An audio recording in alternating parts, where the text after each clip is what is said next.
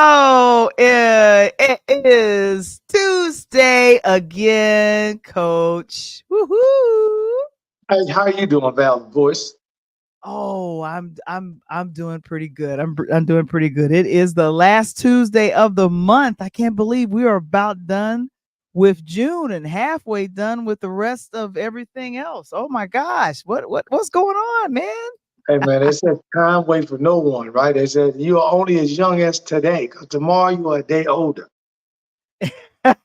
Exactly. And so I'm sitting here trying to figure out how we're going to wrap up the month. But I figured the best way to wrap up the month is to talk about the music that had us happy and going back in the day. So it's also June is Black Music Month, and it's also National DJ Month. But we're gonna let you guys know what's going on. But it's another edition of Interludes Extra presents Talk on Tuesday.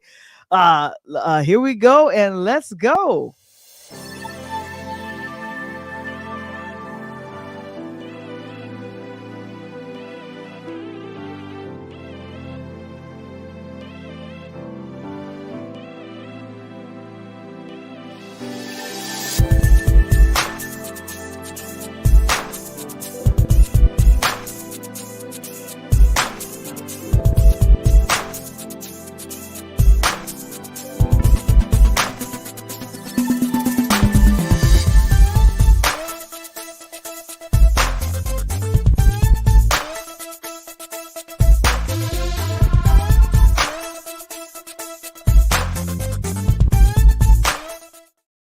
It's another edition of Interludes Extra presents Talk on Tuesdays. It is myself and Coach Tony. We are back in the building. We're so grateful that you guys are joining us on this wonderful evening. And of course, our affiliate sponsor on this evening is Key Spot.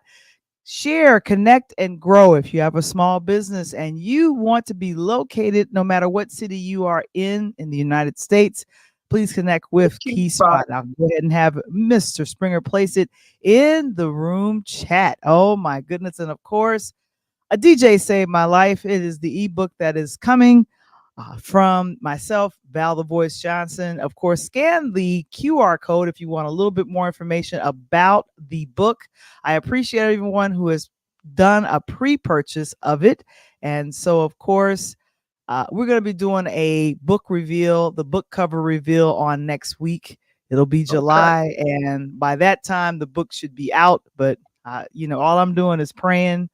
It is no longer in my hands. It is it's literally in God's hands at this point. That's why they said DJ say you like, Val, I don't know about you, but, I'm so glad for the month of June and what we're celebrating, because this has been a very musical year this year for us. 50 years of hip hop, all the awards, the Usher doing the Super Bowl, and this music has been back on the tear. It made us forget about the SGA and the strike, and the musicians and the entertainers have just come forth. And now we get National DJ Month included with Black Music Month, which is incredible. And today we're going to give people that music that fill the gap in between the dying of disco and the coming of rap.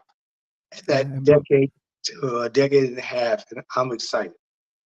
Oh, wonderful. So, oh my goodness. Well, bam.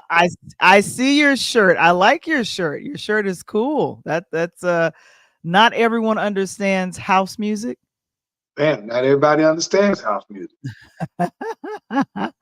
Oh my gosh. So Mr. Springer is like, let's go. I'm telling you, and that's right. Hashtag Black Music Month and National DJ Month. Thank you so very much. Oh my goodness. And of course, our background and everything that happens, the fun stuff happens on patreon.com/Interludes Extra. I am going to celebrate this with you, Coach Tony. This is the thing that I'm really excited about. This past weekend, I know we say Memorial Day weekend is the unofficial start of summer, but this past weekend was the start of summer. It was the first weekend of summer. The longest day. The longest day, the summer solace on Thursday, June 20th. So yeah, of course. And then I got a chance to do a couple of things over the weekend. And then we're going to talk about what you did over the weekend because it's all the summer vibes is happening. I got on the bike, Coach Tony. I got Okay. on the bike. Down by the lake. Down by the lake. I got on the bike. And guess I discovered something. It is exactly 5 miles from my house to the lakefront. Where I like to go, 57th Street and the Museum of Science and Industry. Remember where that is? Come on now, come on. I know Yeah. all that. Of course, wonderful. So I rode my bike all the way there and came back, and that's 10 miles. So I did 2 trips. I did a trip like that on Friday. I did a trip like that on Saturday. So over the weekend, I got in about 25 to 30 miles. So you got your exercise on.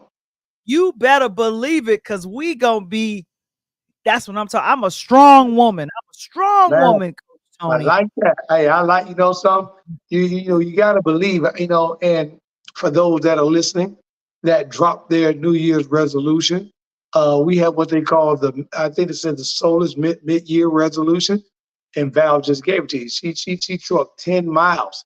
I will say 12 by the time she walked a few, and and if she can do it on that bike, I know you can do it. And it's so cool, Val, because people like to ride the stationaries and all that, and those are great. But to be on a real bike with that real wind in your face and the smell of the city and the beautiful view of the lake, I mean, you can see it on a computer, but it doesn't do any justice just being there. I know, and I'm doing everything possible to make sure that I stay exercising. I see Queen April is in the building. She says, "Good evening, bro."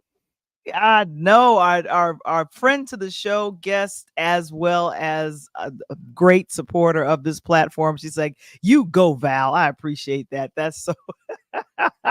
So and then you beat me, Val, because I probably would have rolled down and took the L back. And then I got a chance to go to a singles event. We call ourselves a seasoned singles, singles over a certain age.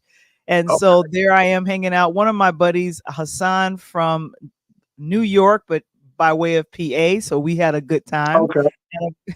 And I think that's Bonnie, Felicia, and Deborah. They had a nice spread, a nice barbecue spread. Lots of vegetables and stuff. We really had a good time. It was a good time to go. So I was really happy. And looked like the weather was nice, because if y'all was here in Tennessee, you wouldn't have done that, because it was cooking about 100. Oh my goodness. I have to that sounds like that was a little too warm. And then on Sunday over the weekend, I got a chance to see our buddy. That's the man's in them. Mr. Womble. There you go. Mike Womble. We got a chance to hang out. I got a chance to meet his daughter, Olivia. And so we were at the beach. It was mainly for her to just enjoy the beach, which is always cool. And yeah, so we got a chance to catch up and talk about things. He's letting me know about, Cali, because he's having a good time out there in Cali. And him and his daughter, it is so beautiful. His daughter's about 9 years old, and she's like a little grown lady. Now, of course, I didn't get permission from her mama to show us, so that's the reason why we ain't showing her. But I can show Miggity Mike. I can sell Mike. Right. Miggity Mike. Right. Miggity Mike. But here's the thing. Over the weekend, I had, like I said, I think I was out every day this weekend. But for you, there was a family reunion going on for you. Is that about right? Reunion. Hey, that's, I'm going to shout out. That's, one of our past guests, and Dr. Derek Burgess on Sports Talk with the Doctor.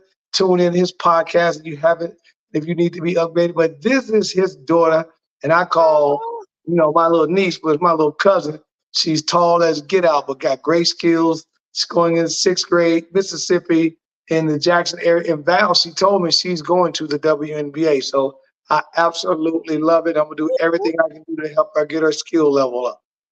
Oh, that is wonderful. Wow. And looks like you guys are having a good time, and she's playing defense, but of course, a coach had to get into old school. Oh, That is that a beatbox? Is that a hey, that's beatbox? the boom. Hey, Radio Raheem, what you talking about? Hey, and here's the funny part about it, Val. I'm sitting at the reunion, and the little cousin, they're like, "What are you doing with that? That's so 80s." And all the old people like, "Boy, where you get that at?" Well, I need to give me one of them. I love it. That is so cool. Like And I mean, I got it. I got it for Christmas, Val, and it's been wonderful. It is everything you could ask for. So super cool. all right. And of course, you got a chance to go to the National Museum of African American Music. Where is this at? It is the only place in the United States is here in Nashville, and you must. If you guys haven't taken the trip to come to Nashville, one, it's the new It City. Put it on your list. And two, if you come to Nashville, three things you got to do: be able to check out the historical area with HBCU and Fisk and Tennessee State, and see all the historical stuff. But this is a must stop. This is the National African American Museum where everything across the country that's music pertained is housed. And it was very not only entertainment because I had my family there, Val, but I'm going back because you know how you got family, you're trying to explain things and talk to people. And I had my beautiful little granddaughter, you'll see, she was hanging out with me. But to get the knowledge and the information over to them, I didn't really get a chance to see some things I wanted. So that's how good it is. I'm gonna make sure I go back. Oh wow, that's amazing. And like I said, this is really cool. For some reason I thought you went to the African American Museum in DC. So I there's a picture I'm gonna have to skip right past because I thought you went there, but you didn't go there. You went here to the National Yes. Museum, and oh my gosh, you got some really good shots. Yeah, And good trouble. there was hey, my brother, you know, but unfortunately he just passed away. Brother Lewis just passed away. You remember, but that is a beautiful picture, Val. That overlooks the museum. So when you It come out of the does? museum, right on Fourth Avenue, and you turn north, you are staring right into a mural. And you know the coolest part about this picture is that What? tree right there, Val. That tree. To me, that Okay. tree makes everything because it's like he's in the sky above the trees. You know what I mean? Oh, that is so cool. Like I said, but in Philly and Los Angeles, I think I have seen some wonderful, beautiful murals there. So that's just really phenomenal. So of course they're celebrating Black Music Month, and that was there inside of the museum. Is Right. that right? Exactly right. Oh, It's celebrating the music. man. And they had it broken down all the way back to as early as 1920. Wow. Quick question: who are these two gentlemen with you? Oh man, I got to put the two coolest. I laugh at them because without these two guys right here, my music collection and my knowledge of music and my understanding wouldn't. To the far right is my Uncle Marvin Thompson, you know, big time football player, did his thing back in the day. And in the middle, my Uncle Charles Jarman, who helped me out. They used to be, when they were coming out of school, and I was a little knucklehead, they were rooming together.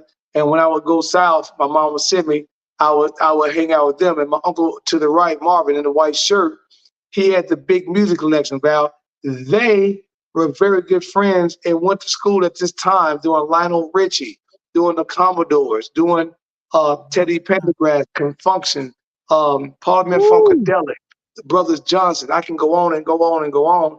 That these Mhm. guys used to take me and sneak me into these concerts back in the late 70s, early 80s when these guys were performing live band. Mm. Incredible. Man, oh man, that's amazing. And you got a chance to see them because one great thing about going to family reunions, you get a chance to be united with folks you haven't seen in a while and people that you grew up with. It reminds me the wonderful thing about the summer season is the cookouts, the block club parties, the hanging out with your family. Like I love that stuff. And summer in my mind, certain songs bring those wonderful memories to mind. So it's Right, good. I'm man. You got grateful and like that this here, you know, it's a family you reunion. You know, you're using that and stuff like that. And my uncle in the white, he got mad. He said I stole all of his music. And obviously, I'm using it for the weekend. Now we had a birthday party. Keep going at that Mhm. slide you at. And of course, I had to go back and I played some of the old cuts, Val. That's me still on the box with the Tech 1200s in my hand. and rocking and rolling. We had a great time. Had to pull the towel out, Val. Old school Mendel days. What was hot up in there? Oh my goodness. And I see you got the Nikes on and Yeah. the shirt and the towel because you knew you was gonna be sweating. That's I old school DJing like that. old Ricky. school for real, for real. I was in it, but it was great. Everybody had a good time. They were dancing, having fun, mingling, and it was really cool to kind of be in a different set in a different situation. Because, like you said, when you go to cookouts, you really don't look at Uncle B on the grill. You know what I mean? He over there on the No, grill. You no. say, watch out, boy! And it ain't ready yet. I call it with he on the grill, and you got Auntie out there manning the volleyball game, and another uncle manning the softball game, and so it was cool to get back. And because I knew we had this older, now the only thing I didn't send you, which I think is phenomenal, one of my little cousins made a family tree, and we went down to the Oh, museum right there, and they started asking me about that turntable, and I was explaining to them at the museum that was the original Tech 1200 that we're gonna get in tonight, talking about the house DJs, what they use. But it was so cool, Val, because my little cousin is about, I think she's like 9 or 10 years old. She drew the okay. family tree. They replicated it in digital form. And now instead of going to ancestry.com, we have a physical family tree in our family that we rooted back to as early as 1845, 1830, 1845. Wow. And I so I love don't have to do an ancestry in me. I've got everything. I'm including every offspring, even if there was a divorce and a remarriage and the kids, whatever, they're all in this tree. And I had an absolute blast.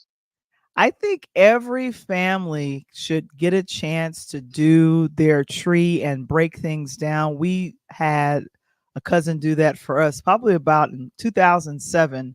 He went on Ancestry and literally said, "Okay, we're going to break down every and get everyone that we can and put it on the family tree, listing everyone who begot and begot."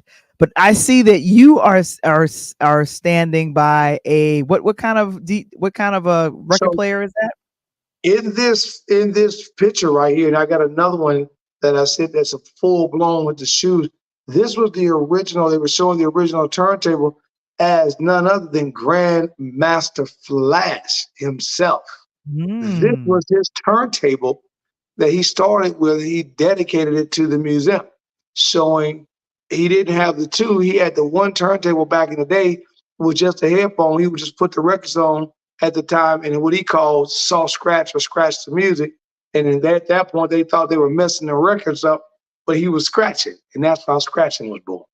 Wow. And it keeps rolling and rolling and rolling. That's what I'm talking about. And of course, you got your grandbabies there. Look at them. Hey, Who's hey, that? what was so cool about this, Val? This was in the hip hop section. We started talking about when hip hop then came and took over with NWA. But we went back right here. This is your folks up here with the Wu Tang, LL Cool J, back in the New York days. And so they kind of made this little corner kind of look like a New York project. And in the middle, that's my baby girl, Skylar Mama. And then on the end, my little cousin, which is the one I was training, his bigger sister. This is baby Mhm. boy, Derek Jr. Oh, that is so cool. Oh my goodness. And so there were some other things. The message I see in the middle, and of course I got a whole section, neo soul, hip hop, Yeah, EDM, and contemporary R&B, 1990s to present. So of course TLC, one of the most groundbreaking groups right. of the 90s. I understand that. And who are the folks in the picture that you're pointing up to in the National Museum of African American Music in Nashville? Of course, you had DMC that was in there. That's down. You got Mhm, Lauryn Hill on there. And here's the funny part about it. Go back to what you were just saying a minute ago about the EDM. This mhm, museum is so incredible, Val. Like you said, we're going back to Ella Fitzgerald. We're going way back to BB King. We're going back to the Roaring Twenties. We're going way back to, as the PWI say, they had the Rat Pack. They went way back then when we were blowing the horns.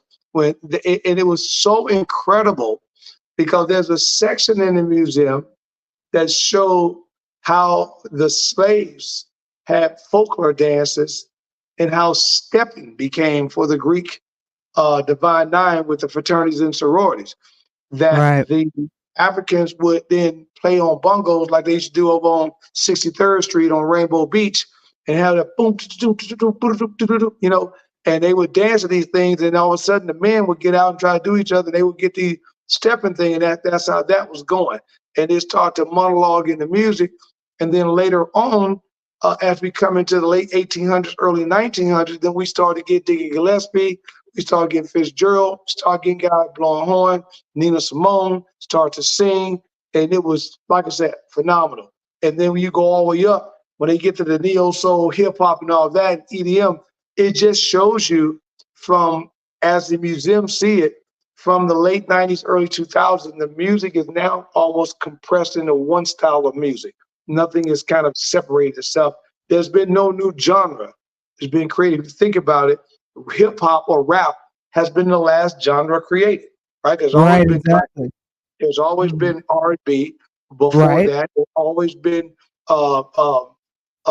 house music. There's always been disco, and there's always been something. So when rap came along, that was the last genre that was included, because the EDM is kind of an offspring to house music, which we'll talk about that tonight. Right. So, question for the chat for you all. Have you visited a museum dedicated to music in your town or city? Let us know in the chat. We'd love to know that, because there are a lot of museums and things that are, what some museums are doing is putting some of their stuff outside where they'll draw Yes. people to come in.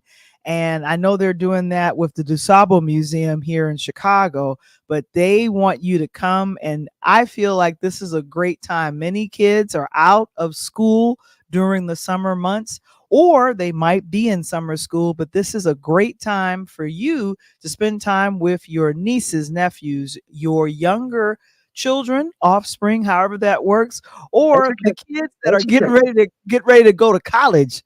You might Right. want to spend a little time with them, getting to know. And there are a lot of music museums that are around the country. And we Yes. would love to know if there is that museum that you're interested in seeing, like the African American Museum in the Smithsonian that's in DC. So we'll Correct. have that question out there for you guys.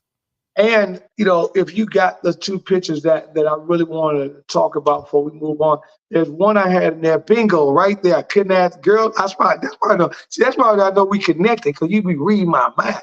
You know, I don't be doing all of that, but okay. When Val come around, I stop talking. But once you move, I'll be talking again. You know what I'm saying? So in the middle, I noticed, I think that says Purple Rain, and then I see some other things, Teddy Pendergrass. But just break down what we're looking at right here, Coach Tony. What are we So looking at? you got Marvin to the left. I mean, that's the master, you know. And you go way back to the disco side of the house and whatnot. Ella right there underneath him, and Aretha, she's on that same board, got cut off. But I was so amazed, because this is Prince's jacket. This is his, as we say, Letterman jacket. You know what I mean? And this was his jacket that he sang in one of his concerts, and he dedicated it before he passed. Now, the cool part about this, Val, you're gonna really love this. Some of you guys that's listening tonight don't know. There's only one Prince museum outside of Minneapolis, and that's only in the city of Chicago, down on Michigan Avenue. Again, if you haven't seen that, take that, 3 floors. Prince was the only, let me repeat this, he was the only musician that once he started cutting records in the mid-70s, he physically had a record produced every single year of his life until he passed away. A lot of people don't know that. There's been no other musician has done that, and he still had a vault. Well, this jacket now that you're looking at is not even in Chicago. It's only in this museum here in Nashville. So Wow. absolutely phenomenal. And to the right, you get the opportunity to see my man, take it off, you know, Teddy. And then you get to see George Clinton's outfit right there, you know, before he got on the mothership, you know what I mean? So George gonna do his thing. But absolutely, and look in amazement at how kept up this stuff has been, Val. I mean, it's been preserved to the fullest. I mean, it's Absolutely beautiful. And the coolest part about everything, you know how you go in some museums, Val, and they won't let you take pictures of certain things. Right. There's nothing in the museum that they do not want you to take a picture of. They encourage you to take a picture. And every corner that you went around, there was a music carousel.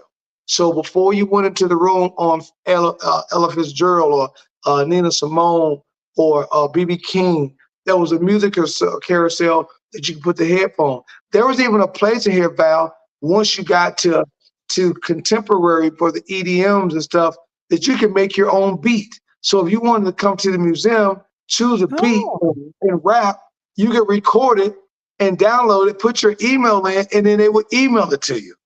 wow. I And like that. See, that's the great thing about being creative in a space, in a curated space like a museum.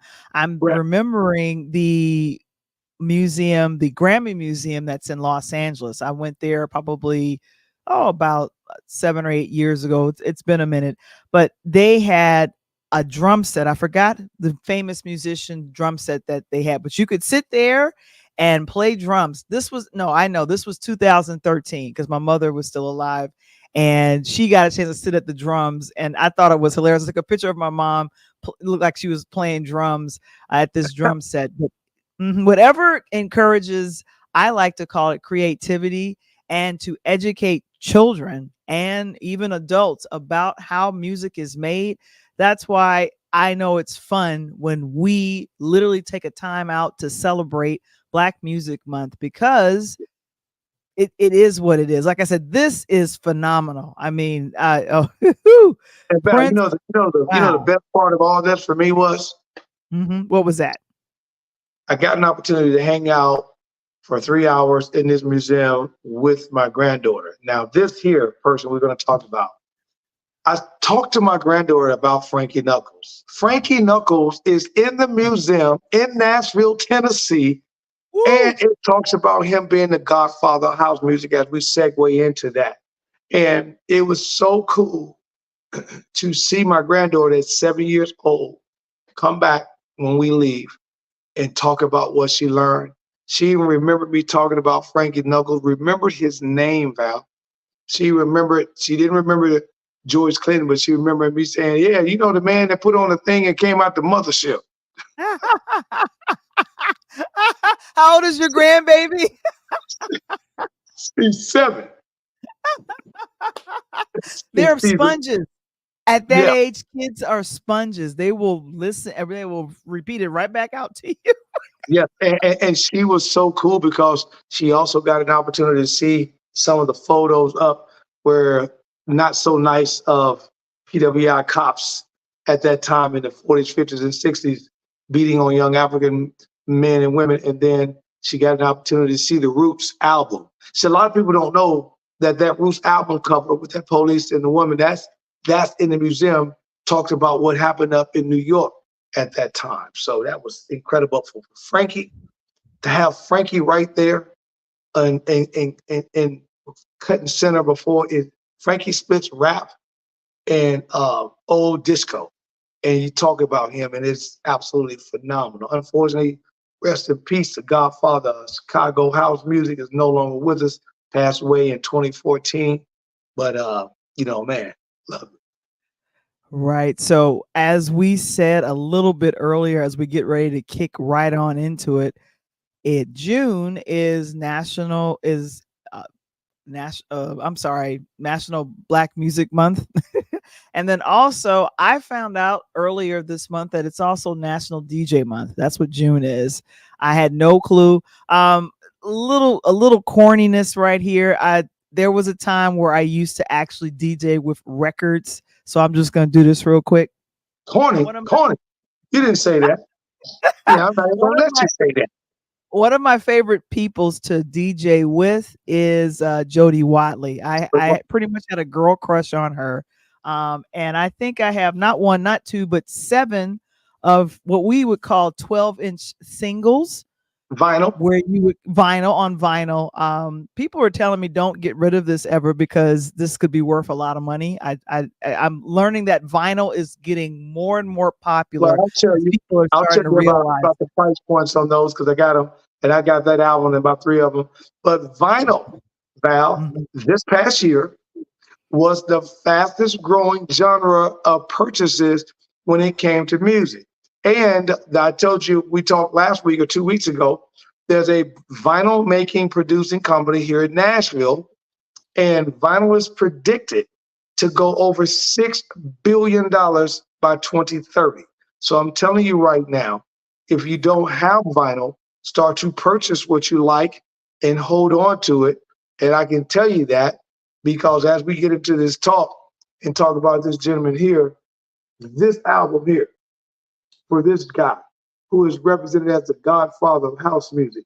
And this album, probably back in the day, Val, I could have got it for $4 or $5, down on Plymouth, and that's where all the DJs hung. If you know about Chicago, you wasn't a real DJ if you didn't shop at Plymouth. And but this album here now costs me $85 just to pick up this one album right now. Wow. And it's not many. Then I also came back to Frankie, and I showed last week. This is the collector's item that has all of his collector's tracks on here. I spent $110 for this one album, Val. So if they're telling me that vinyl is about to take off between now and 2030 over the next 4 to 5 years, can you imagine what that album is going to be worth in the next 4 or 5 years to me? I know. And it's there's some things that are now out of print. So that's why the vinyl that was back in the day is worth a lot of money. Give me a little bit more about Ron Hardy. Now, he unfortunately passed away in 2014. What did he really mean to DJs and house music here in Chicago? What did he mean to us here in the city of Chicago? Well, you actually had Ron Hardy pass away in '92. No, wait, you're getting that a little confused. The person that unfortunately passed away in '92 was this young man right here. I'm sorry, Ron Hardy. Oh my gosh, you're correct. Come on now, you correct. So sorry. Hey, I was up in that with him. I remember that very well because I was just coming back from playing ball and just getting back into the city when Ron died. Frankie died in 2014, but Ron passed away in '92. Unfortunately, Ron lived a hard life, but Ron was the genius. Well, let me rewind this. So as we got a chance to get in what we considered house music, way back in the late '70s, they did a burning of disco in the middle of Comiskey Park.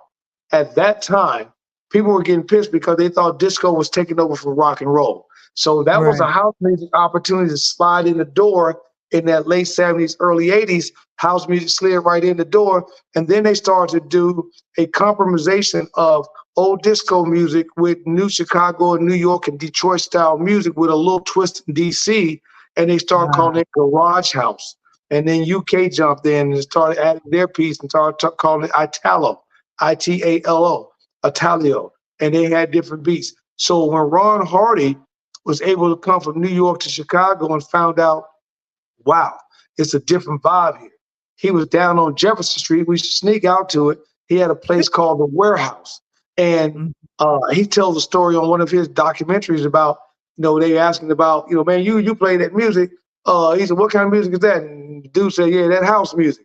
And he said, what are you talking about, house music? He said, well, you got as DJs at the Warehouse, right? So, well, the people that go down to the Warehouse, we got tired of saying the Warehouse, so we just said we're going to the house. Therefore, house music was born with the name. So Ron Hardy was his adversary, or basically they battled one another. And what was so cool is that yellow plugger that you're showing right there, for those that don't know, this is not 2024 social media. This is 1982, 83, 84, how you That's got 87. parties out in the city of They got Chicago. the year right there. Yeah. You had to physically go, and like I was hanging out with Ben Florence, was again part of the, the crew that was with Jamie Principal and these guys. And we would go around the city, we hit from Halsted to downtown to to Michigan Avenue and everything. We would hang up these pluggers all over the city. If you wanted to push your party, that's how you push it. Of course, the other DJs that was battling against you would run behind you and tear them down. But that's how you did it. And then we were able to even get the city of Chicago behind a lot of it, Val. And you start seeing these pluggers show up on the side of CTA buses. And it was fantastic. Yeah, and I used to see them on trees and definitely on abandoned buildings. You would kind of Yep. see them plastered on abandoned buildings, and you'd be like, "Oh, this is probably going to be a really good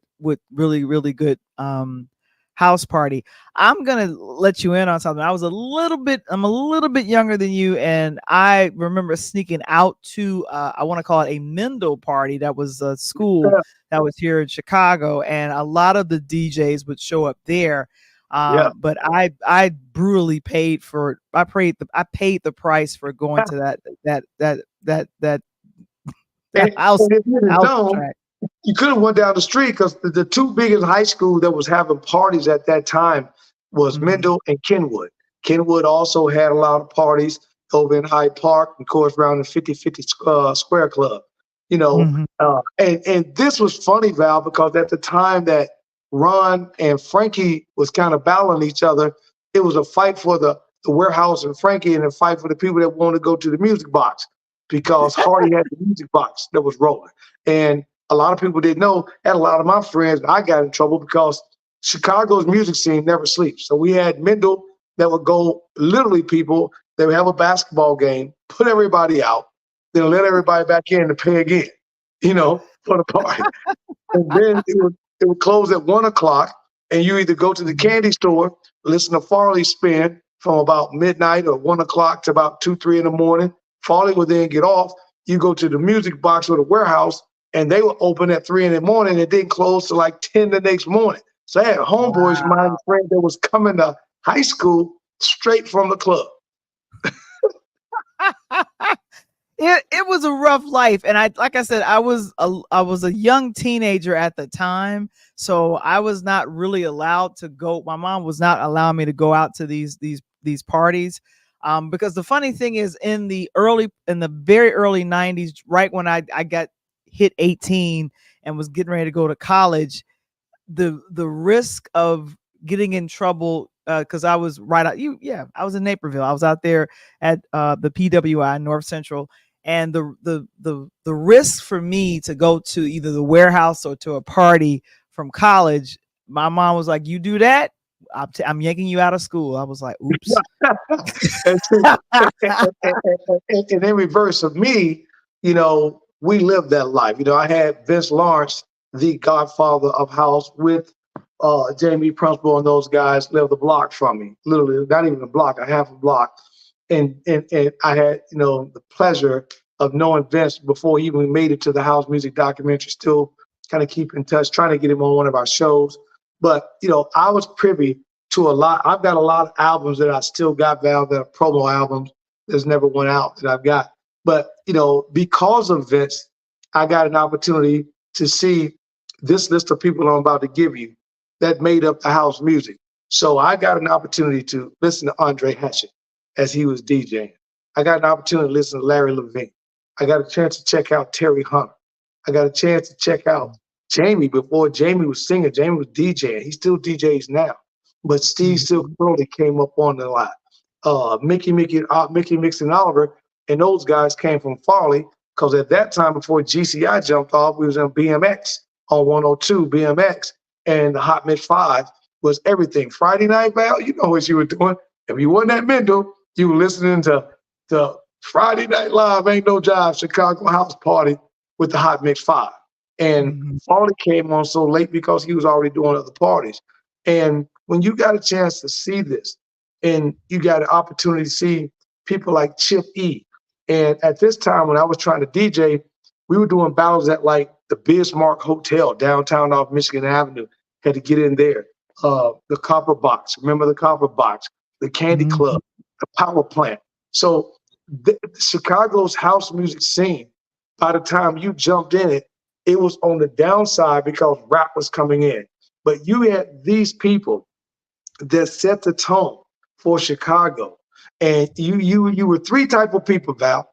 You were either a deep house type person, and deep Yeah. house music was what Ron Hardy and Frankie Knuckles, Hatchet, and those guys, Little Lewis, those guys banged that out.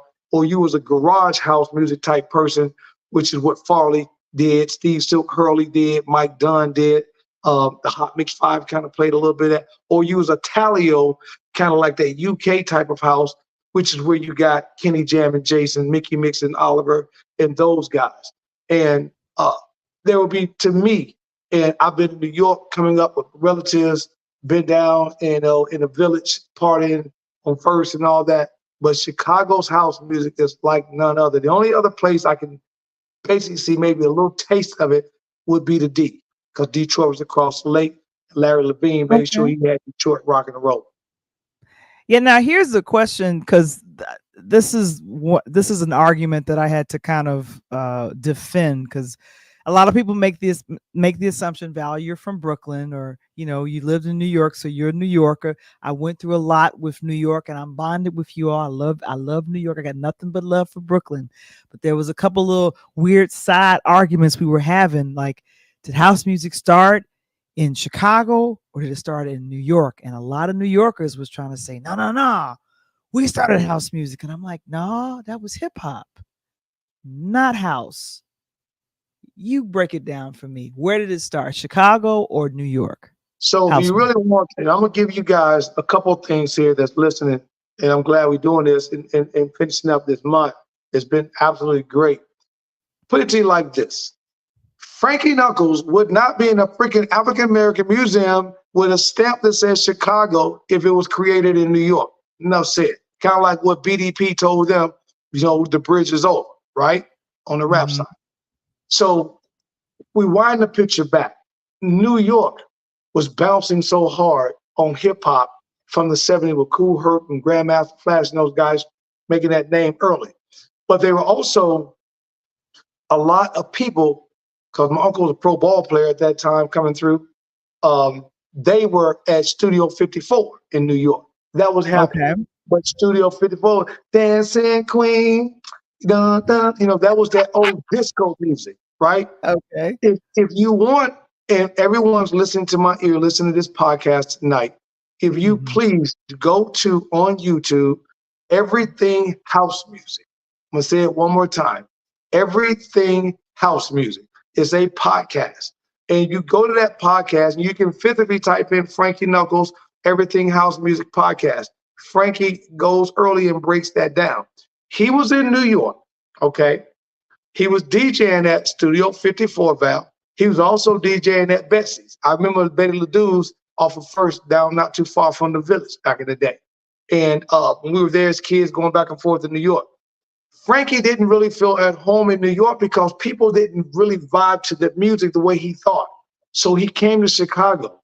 And when he got to Chicago, the scene in Chicago with Ron Hardy, Andre Hatchett, Larry Levine, Terry Hunter, and those guys that were already entrenched in this early Chicago house music, once the warehouse popped open, Frankie had that crowd. Frankie never left. That's why in 2024, Frankie passed in Chicago, because that was home to him. And that was how house music got its name, and house music originated in the city of Chicago. That's what I'm talking about. Go ahead and break it down so it could forever be broken. I'm just talking about it. And of course, King Wise is in the building. He's like, Val the Voice and Coach Tony dropping 24 karat gold bars. So we appreciate the love. And like I said, up in that picture right there, you see, I had to make sure I had that photo. Let me get that. Oh my gosh. Here's the question that I think would be great to wrap our conversation up on. If people wanted, besides the recommendation of everything YouTube, everything house music, I see, Kevin, Mr. Springer is on top of it. He has it in the chat for us, everything house music and more. And that's the name of that particular YouTube channel. We want you to stay here and have fun with us, but of course, the education and the knowledge Coach Tony has about house music, because number one, you are a DJ. Number two, you were entrenched in this culture. And like I said, you're a couple of years ahead of me. So you got a chance to really get out there and see the scene. I heard about it.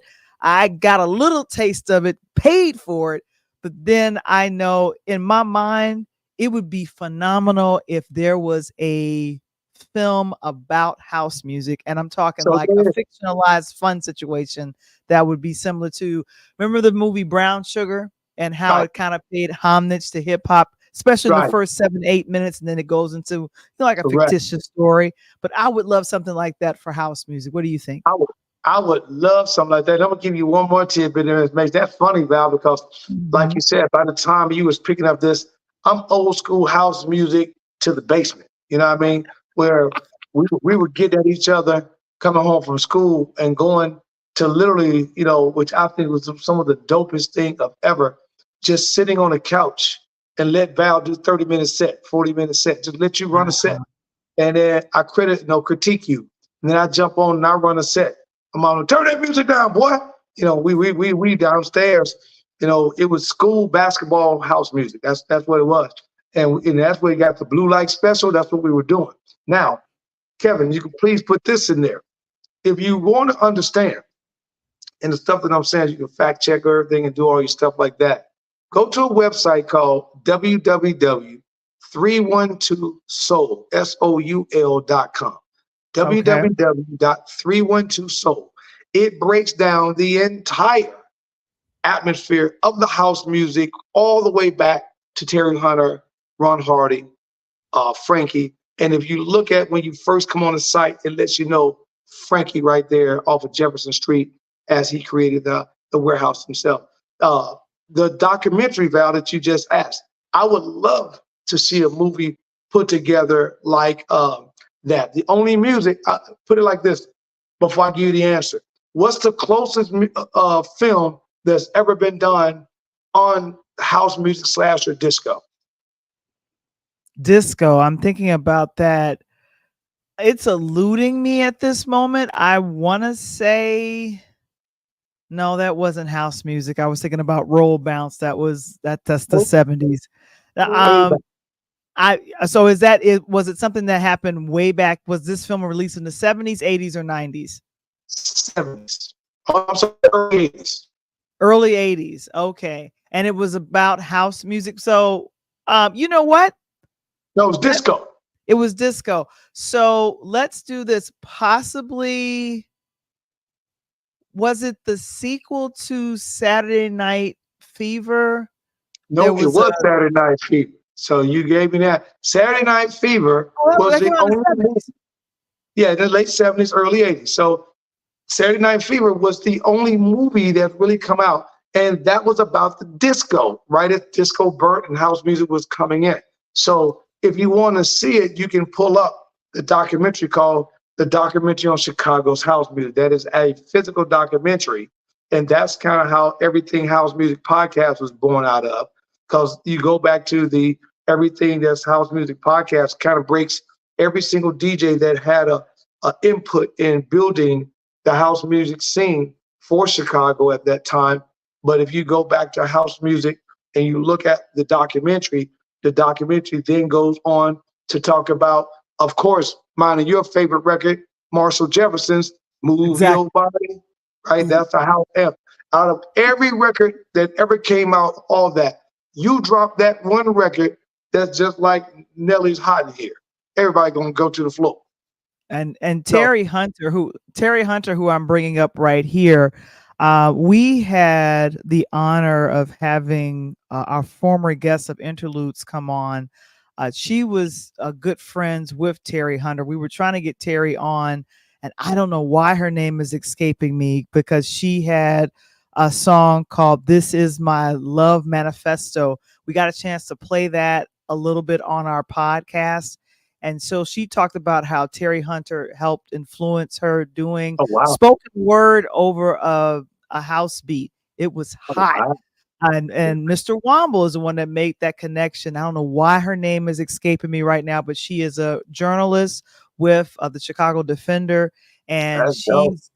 she's good friends with Terry Hunter. I wish somebody could give me her name because it's escaping me right now. But with Terry Hunter, and also other house music DJs, it's a lost art to find that song or find those songs and string them together and literally make sure, because I know as a DJ, you want to have, if you want people on the floor dancing, like losing their minds or just all into it or whatever, you got to make sure you're looping these songs to Sure. where the beat doesn't change and that you're watching and monitoring pitch. It's hard to know that people with vinyl, when you mix with vinyl, you have that pitch control. You know what I'm talking about.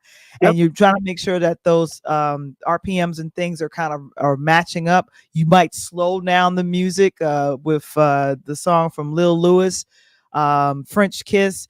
Yep. It slowed down, and if you wanted that to speed up to catch up with the next song, you would do that. But I feel like that art of mixing is gone. And the thing that I hate as a DJ is when I hear someone reverse the song real quick and then go right into the next song, because I'm thinking you're lazy. You didn't take time to try to match the beats.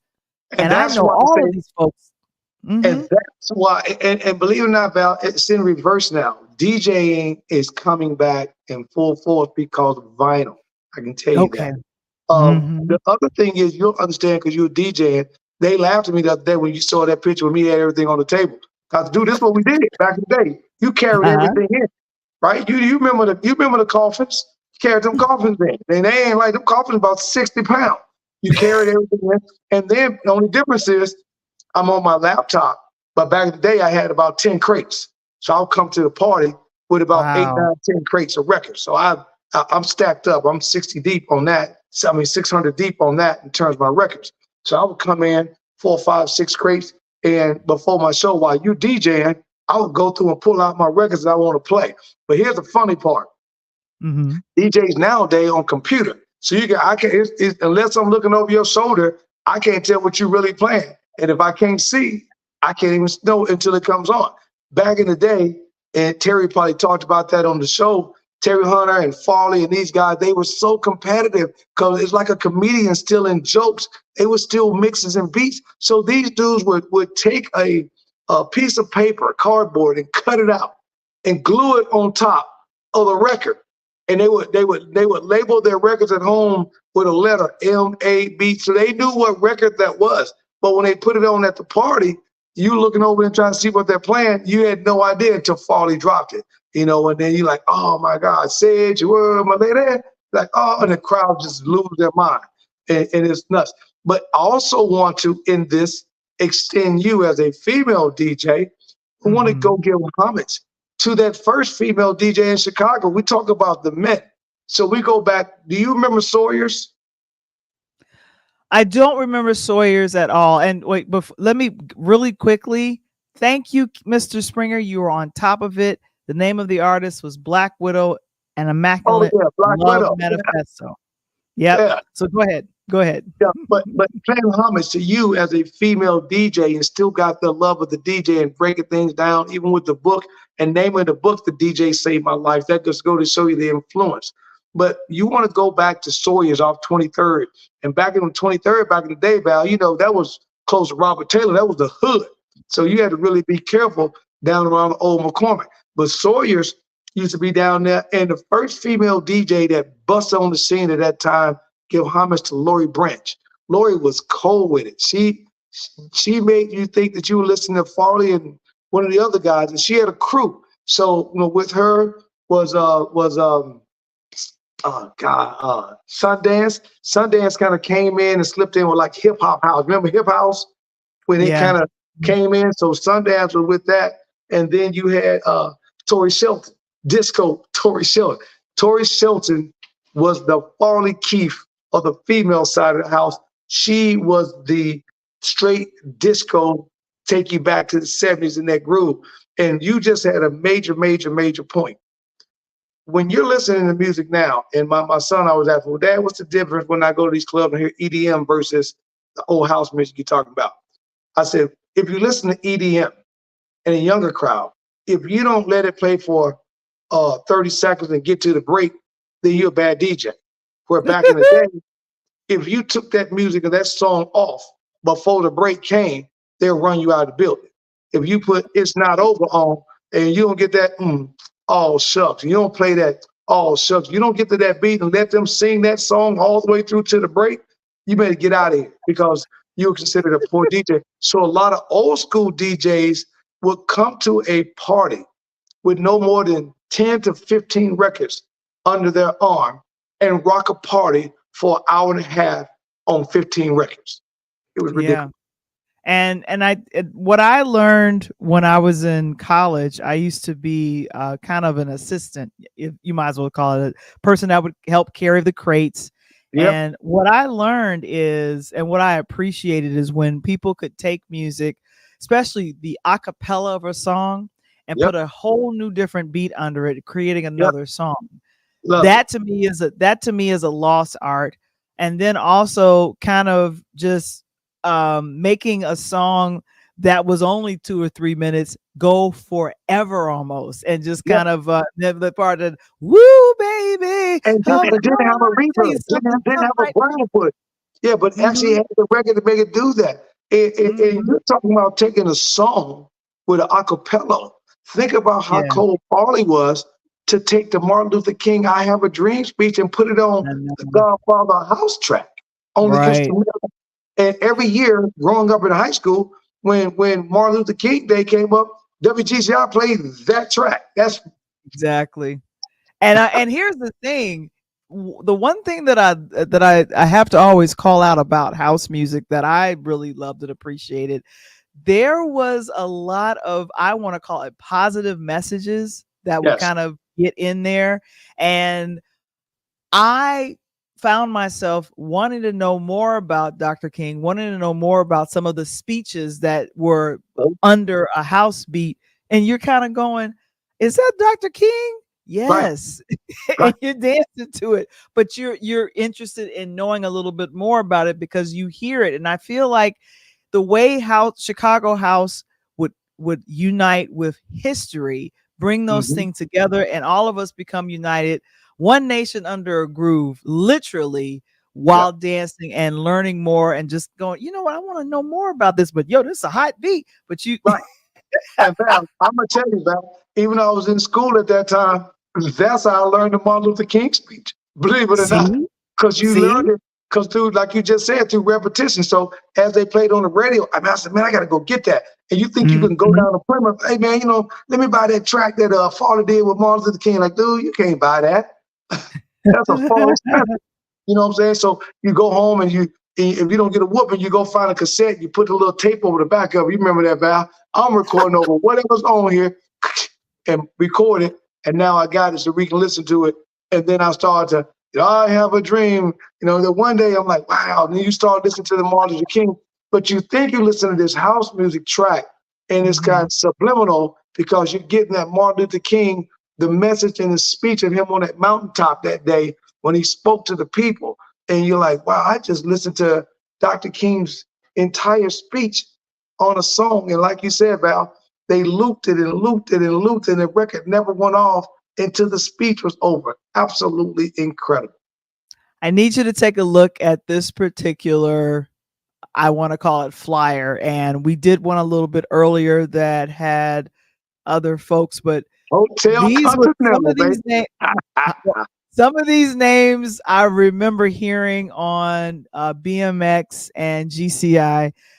Just kind of that, of course, Frankie Knuckles, Julian Jumpin' Perez. You remember him? It was one of the coldest DJs I ever seen. First guy, well, only the second guy behind Farley that I seen DJ that could make a record talk to you scratching house music. Terry Housemaster Baldwin, Matt Dr. Beat Baldwin, Carl Bias. Dr. Beat. Oh yes. Okay. And one of my favorite vocalists from the house days was I was looking for a picture of him, is Colonel Abrams. Rest in peace, man. I'm trapped like a fool up in the day. I can't get out.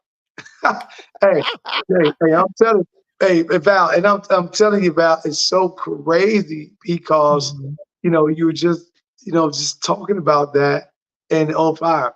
Hotel Continental is where I did my very first battle of the DJs at. I was so nervous. Matter of fact, let Oh, me see. really? Yeah, so I ended up being down there. Let me see if I even got it on me. Um, anyway, I go to Hotel Continental, and at that time they tell you only had 3 or 4 records that you had to do something with. So I end up bringing. Let me see. I know I gotta get it. I gotta hear it. Aha. I, I dropped this track, Martin Oh, Circus. Na na na na na na na, and I looped that. I oh looped that yeah. that that entire. So after that na na, the beat dropped. Doom doom doom doom doom doom doom doom doom. So I dropped that loop on the 1200, and I had that loop on the 1200 going. And I tried to bring in something else to it, and didn't know that the Martin Circuit I borrowed from my cousin, and I'm gonna shout him out tonight, Ricky Rogers, Bad Boys, 75th Street, Leon's Barbecue in the house, baby. But um, he gave me a Martin Circuit valve, and it had a little scratch in it. And you know the difference between real music and that EDM we play from the computer is gonna always be smooth.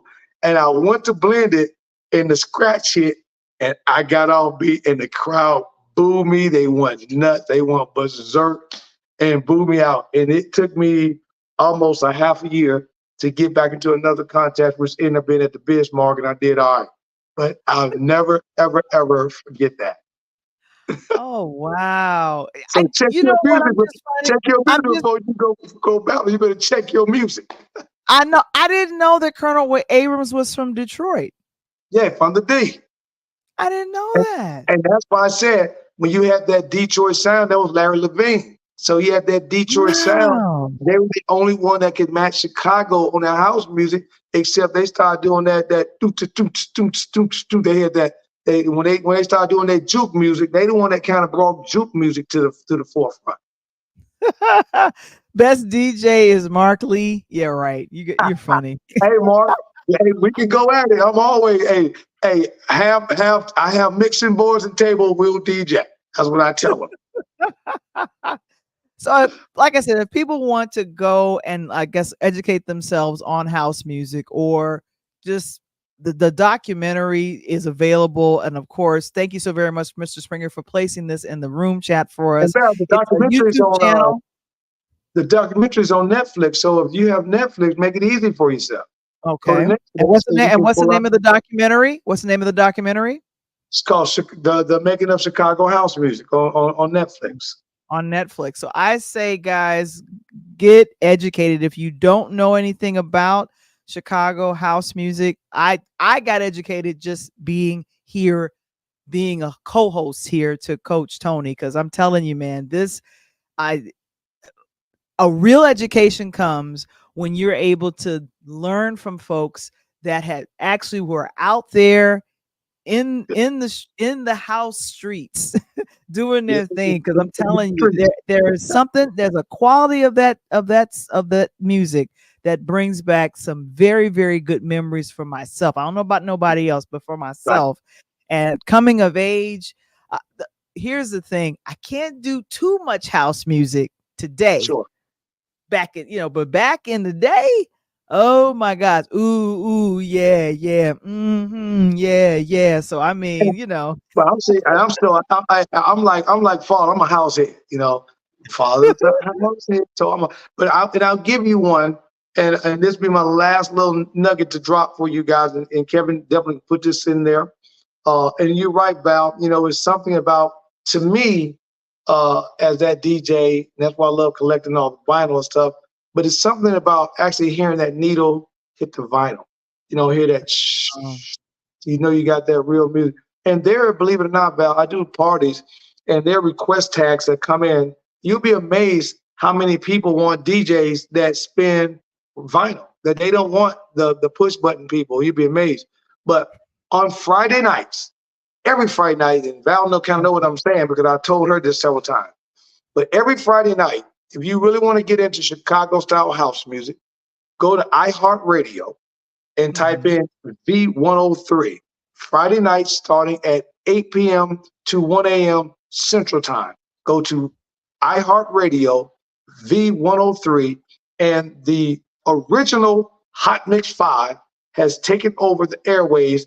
5 hours of house music with Farley Funkin' Keith always closing out the show. My girl Sundance in Chicago's DJ, I told you about her. She's the host of the Friday Night Collabo. And I'm telling you, you will be completely amazed because these boys are still rocking like the 1980s, but they're adding in Mike Dunn, they're adding in Voodoo Master, and I forgot about talk about my boy Voodoo Master. Voodoo used to get out, but you know, those are really good, and you can set up out if you had a little, you know how people have a little get-togethers at the house. You can literally turn that on Friday night, and you got your own party, house party. That's what I'm talking about. So thank you so very much for Mr. Springer placing that. Go to iHeartRadio, type in V103 original house music. This will be on Fridays if you really want to kind of hear that. And of course, in honor of National DJ Month, that's June. And of course, National Black Music Month. That's what we've been talking about. And of course, Mark Lee, he asked, can we get the documentary at Full Frame, one of the largest documentary film festivals in the country? I'm not sure about that, but I know the documentary that Coach Tony just mentioned, it is on Netflix. Mention that title again for us just one more time, Coach. Yeah, it's the Making of Chicago House Music. And Mark, it is on Full Frame because if you're on Netflix, of course, you get whatever size TV you are, you're going to get the entire thing. Now, if you go on YouTube and pull it up, you know, it may be a smaller frame because it's older, but Netflix is already chopped, screwed. They did everything to make it, you know, no different than they would if they would show you an 80s documentary or something. They did the best job they can do, but it really breaks down, you know, how far they got to Chicago and everything we talked about today. I just appreciate the month, ending the month. I appreciate you, Val, for you know, doing something different. Because we always talking hip hop, we always talking Okay. R&B, we always talking these things, but we never really talk about the genre of music that kind of gave way. Because if house music, which they thought died, didn't give way in the mid to late 80s, rap would have never been exploding the way that it did. And of course, when Rodney King got beat, rap music went in a whole completely different direction.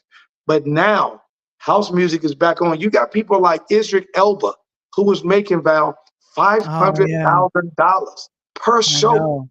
going Yeah. down to Ibiza. So if you want to know how big, you look at a rap concert, and then you pull up a concert for Ibiza in Australia, and you see what these people are doing with house music concerts. It is absolutely ridiculous. And my son is telling me now when they go out to clubs, just like we had my cousin on for you last week, right? What did Sonny say? We going out to these clubs now, and Val, we hear nothing but house music coming back now. So it's on its way back. Exactly. All right. So we're going to wrap up this coming Sunday. I don't know if anyone cares about it, but this coming Sunday, the Hey, BET Awards is happening. It is going to be, I believe, yeah, Sunday, June 30th. It's right at the very end of the of Black Music Month, and of course, I believe Taraji P Henson's going to be performing yes. along with the Roots. Oh, And Will Smith Rocket. is supposed to be releasing new music and performing a new song there at the BET Music Awards. I thank Mr. Springer for that article he sent to myself and Coach a little bit earlier, but we're just doing a mention of it. The BET Awards is going to be airing on BET coming this Sunday, June 30th. If you guys want to check it out, it'll be there. Oh, that is nice. I didn't know that Taraji's going with them. And Mark, Yeah. you know, I want to let you know that Mark asked a good question about when we're going to talk blues and jazz. That's a great question. We're going to do that. We want to cover all of that. So as we move on throughout our year on Interludes, stay tuned for that, Mark. We're gonna talk about Bessie. Bessie's seen the blues, babe. We're gonna talk about Memphis. And of course, the podcast is in the dead center. That's the Interludes Podcast. I didn't get a chance to make a placard for this, but on tomorrow, on tomorrow, June 26th, we'll be celebrating our 4th year anniversary of the audio podcast Interludes. It's now called the Interludes Podcast, and we have now been officially around for 4 years. But these are all the platforms that we have: the Pull Up Podcast Show, the Interludes Podcast, and of course, Interludes Extra Talk on Tuesdays. And on next Tuesday, we will be revealing the cover for A DJ Saved My Life. And so that'll be happening on next Tuesday as we go into the holiday week of July 4th.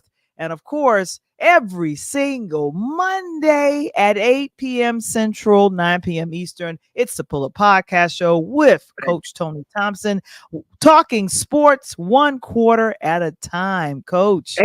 And Mark, while you here, and I got you today, I'm talking directly to you. You're funny. But, I appreciate you guys very much. Last night, Val, when I say the airwaves exploded, I want to completely, I sent a message today, thank the one and only, my good friends, Dr. Kiki Baker Barnes. We had a great time last night, kept it funny, talked a little bit about, Hill Man, back in the day. But for you guys that are listening, coming up on the podcast in the next few weeks in mid-July, before we bring it down for a couple of weeks, because I got to get some rest, got to get the voice, me back in order. But we're going to do, and I want to make sure Kevin put out there the week that we do, we'll mention on Interlude, we'll mention on a pull-up, but we want to do a show, bringing it out at Fan Appreciation. I want to appreciate all the guys that have been helping me make the show what it is. So Mark, you guys, if you'd like to be a part of that show, we're going to bring on like 4 guys, maybe 5. And we're going to talk sports that night. We're going to debate like ESPN. We're going to talk, the WNBA or whatever it may be. But I appreciate you guys, and that'd be my fan appreciation. So stay tuned to that. We'll give you the date, and love to have some of you guys in the audience with me. That'd be cool. And of course, coming soon, and we'll be releasing. I am praying. This weekend, I'll be in Charlotte, North Carolina at a podcasting conference called Empowered Podcasting. I'll be one of the speakers at a fireside chat with Mark Ronick, who is one of the leaders of Empowered Podcasting. And so to do something in person, speaking about the podcasting and how that is going, how that career is going. I'm a podcast trainer for folks that want to start their own podcast. Reach out to me. And of course, the ABCs of podcasting, and of course, my story, my grief journey, A DJ Saved My Life. That is in pre-order. Go ahead, scan the QR code, learn a little bit more about it. And of course, we really, really appreciate everybody's support of the book. And of course, like I said, the Pull Up Podcast Show, we're going to be coming back to you on next month, every Monday at 8 p.m. And of course, Patreon, I meant to mention this a little bit earlier. Interludes Extra presents Find Your Voice. Join our Patreon community today at patreon.com/interludes. And I got the chance to order some t-shirts, and the t-shirts for Pull Up Podcast as well as the Interludes Podcast is coming along with the book. So we're going to be celebrating it all. That's what I'm talking about, brother. You ready? Hey, I stay ready, baby. If you're on my Twitter at Chillman7, 3L at CHILLLMAN7, hit me up on Twitter, or as they call the new X. As we say, we stay ready, so we ain't got to get ready. Oh my gosh.